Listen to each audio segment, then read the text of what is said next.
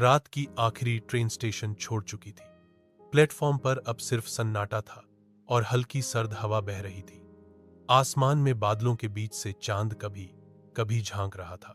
Station की एक पुरानी बेंच पर बैठी थी ईशा। हर रात की तरह वो आज भी आई थी। एक पुराना बैग उसके कंधे पर था और हाथ में एक डायरी। लोग सोचते हैं शायद वो किसी का इंतजार करती है, लेकिन सच तो ये है वो किसी का इंतजार नहीं करती।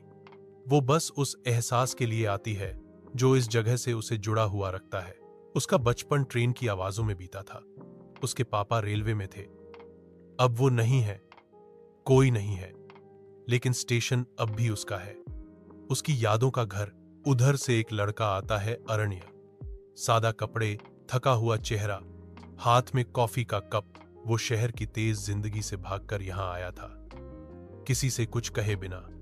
बस एक टिकट लिया और उतर गया इस शांत से स्टेशन पर। जब उसकी नजर ईशा पर पड़ी तो कुछ ठहर गया। वो पास आता है और धीरे से पूछता है, क्या तुम हर रोज यहां आती हो?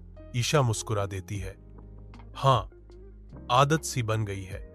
किसी का इंतजार है, शायद कोई होगा जो एक दिन आएगा। बस उसी उम्मीद में। अरण्य कुछ नहीं कहता, लेकिन उस एक जवाब में उसे सुकून मिल जाता है।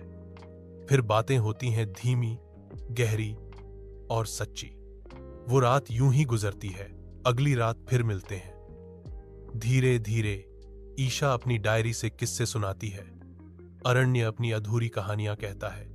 ना कोई इजहार, ना कोई प्रेम का वादा। फिर भी उनकी नजरों में सब कुछ साफ दिखता है। एक दिन अरण्य पूछता है, मैं क्या वो हो सकता हूं जिसका इंतजार तुमने किया? ईशा की आंखें नम हो जाती हैं। शायद तुम ही हो।